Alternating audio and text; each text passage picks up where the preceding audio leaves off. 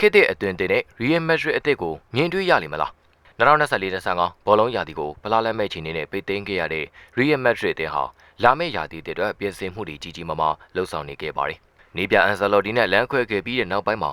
ကစားသမားဟောင်းလေးဖြစ်တယ်လို့အရေးသွေးမြင့်နီးဗျူဟာရီနဲ့တူလီဗာပူးအသင်းကိုပေါ်တက်စီကစူပလာတွေရယူပေးနေခဲ့တဲ့တက်သက်စနီးပြအလွန်ဆိုကိုနီးပြဖြစ်နေခံခဲ့ပါတယ်။အလွန်ဆိုဟာ Real Madrid ဥက္ကဋ္ဌ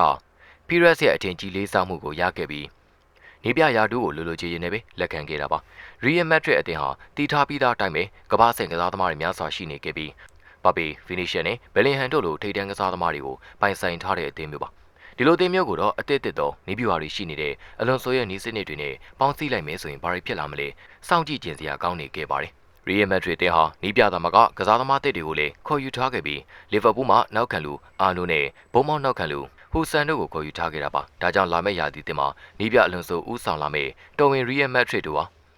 တကူကူလောက်ပြနိုင်မှုအတွက်ကြံရွယ်နေခဲ့ပြီးနီးပြအန်ဆာလော်တီလက်ထက်ကနေမတူညီတဲ့ကစားဟန်တကူကိုမြင်တွေ့ရဖို့ရှိပါတယ်။နီးပြအလွန်ဆိုဟာစပိန်လူမျိုးနီးပြတအုပ်ဖြစ်ပြီး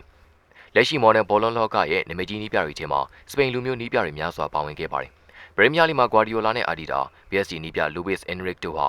ကဘာကျော်နီးပြတွေဖြစ်ကြပြီးတော့ဇာဗီအလွန်ဆိုကိုရိုင်းကလည်းမဖြစ်နိုင်တဲ့အခြေအနေတွေကနေအသင်းဟောင်းလီဗာပူးအသင်းကိုရှုံးပွဲမရှိစံချိန်တစ်ခုနဲ့ဘွန်ဒက်စ်လီဂါချန်ပီယံဖြစ်စေခဲ့တာပါ။ဒါကြောင့်မဲအလွန်ဆိုရဲ့နီးစနစ်ပိုင်းကိုတော့ယုံမတန်တရားဝဲစရာမလိုအပ်ဘဲယုံကြည်စွာအနှင်းနိုင်ခဲ့တာပါ။ Real Madrid တင်ဟာချန်ပီယံလိအောင်မြင်မှုများစွာနဲ့တူတော်ဝင်စပိန်အသင်းလိုသတ်မှတ်ခံထားရပေမဲ့လေဘာပေရောက်ရှိလာမှုနဲ့တူခေါင်းကြီးကိုသေးဖြစ်တဲ့အခြေအနေတွေနီးပြအလွန်ဆိုကပြုပြင်ပေးရမှာပါ။ခေါင်းကြီးကိုသေးဆိုတာတိုက်စစ်ပိုင်းမှာဘယ်လီဟန်ရိုဒရီဂိုဗီနီရှန်နဲ့ဘာဘီတို့ရှိနေခြင်းကိုဆိုလိုပြီးကွင်းလယ်နဲ့ခန်းစစ်ပိုင်းကတော့အားထားရမယ့်တာတော်မီကစားသမားတွေရှိမနေခြင်းကိုဆိုလိုတာပါ။ဒီလိုခြေနေမျိုးကိုလက်ရှိဘောလုံးလောကရဲ့ဝါရင်စုံနီးပြကြီးအန်ဆာလော်တီတော်မှကင်တွင်နိုင်ခြင်းမရှိခဲ့ပဲအခက်တွေ့စေခဲ့ပါတယ်။ဒီအချက်အလွန်ဆိုတယောက်မဖြစ်မနေကြော်ဖြတ်ပြရမယ်စာမွေးပွဲလိုဖြစ်နေပြီးအဲ့ဒီစာမွေးပွဲအလိုမှာတော့နီးပြတဲ့ဟန်စီဖလစ်နဲ့တူလာလီဂါချန်ပီယံဖြစ်ထားတဲ့ဘာစီလိုနာကိုဘယ်လိုမျိုးကြော်ဖြတ်ပြမလဲအဖြစ်ထုတ်ပေးသွားမှာပါ။နီးပြတဲ့ဟန်စီဖလစ်ဟာပြီးခဲ့တဲ့ရာသီကကောင်းဆုံးပုံစံတွေနဲ့လာလီဂါချန်ပီယံဖြစ်ခဲ့တယ်လို့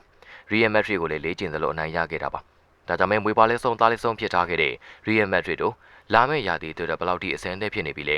စောင့်ကြည့်အကဲခတ်ရမှာပါ။လက်ရှိ Real Madrid အသင်းကိုပြောင်းရွှေ့လာခဲ့တဲ့ကစားသမားတွေထဲမှာအာနူဟာလည်းစောင့်ကြည့်ရမယ့်ကစားသမားတူဖြစ်နေပြီးကျော်နံပါတ်1ကနေ25အတွင်းဝစ်စင်ခွင့်ရှိနေတဲ့အခြေအနေကိုကျော်နံပါတ်66ပိုင်ရှင်အာနူကအသင်းကောင်းဆောင်ဟောင်းမာဆယ်လိုရဲ့ကျော်နံပါတ်7ကိုဝစ်ဆင်သွားမှာပါ။ဒါပြင်အသက်20ရွယ်သားရှိနေသေးသူဖြစ်တဲ့နောက်ကန်လူဟူဆန်ကလည်းကျော်နံပါတ်24ကိုဝစ်ဆင်သွားမှာဖြစ်ပြီးပြောင်းရွှေ့ကြီးပေါင်တန်း90နဲ့ထိုက်တန်တဲ့ခြေဆွဲမျိုးပြသနိုင်အောင်ကြိုးစားသွားမှာပါ။နီးပြရောကစားသမားတွေပါအသက်အသစ်တွေနဲ့ပြန်လည်စုဖွဲ့နေခဲ့ပြီး